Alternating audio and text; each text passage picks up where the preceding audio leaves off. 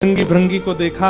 श्रृंगी भृंगी तो आश्चर्यचकित पड़ गए। महादेव बोले तुम लोगों के मुख इतने मुरझाए से क्यों लग रहे हैं? बोले भगवान स्वागत करने आई थी, ये तो मूर्छित ही हो गई।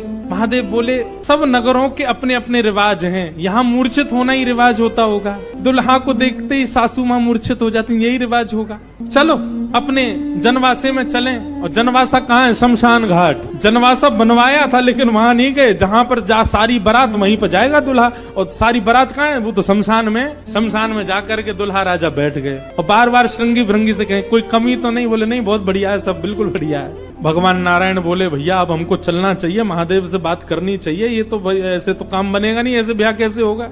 नारायण भगवान गए और भगवान जाकर के शमशान में बैठे महादेव से जाकर के बोले यहाँ क्यों बैठे हो आप? बोले नगर में कोई है ही नहीं तो कहाँ जाएं, यहीं बैठेंगे।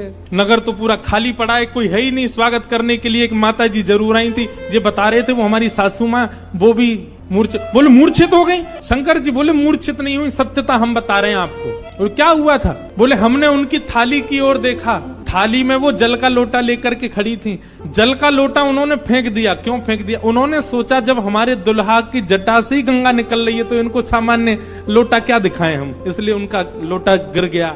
हमारे जटा पर जब उन्होंने सुंदर चंद्रमा को बैठे देखा तो उन्होंने कहा जिसका तिलक ही चंद्रमा है उसको हम रोरी चावल क्या लगाएं, इसलिए रोरी चावल छूट गए।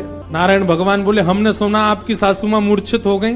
बोले मूर्छित नहीं हुई तो दुनिया की सास जमाई की आरती करती हैं, बलैया लेती हैं, दामाद सासू को प्रणाम करता, पर हमारे रूप पर न्योछावर होकर हमारी सासू माँ ही दंडवत करने लगी हमें। मूर्छित नहीं हुई है। शंकर जी को हृदय से लगा कितने भोले हैं आप।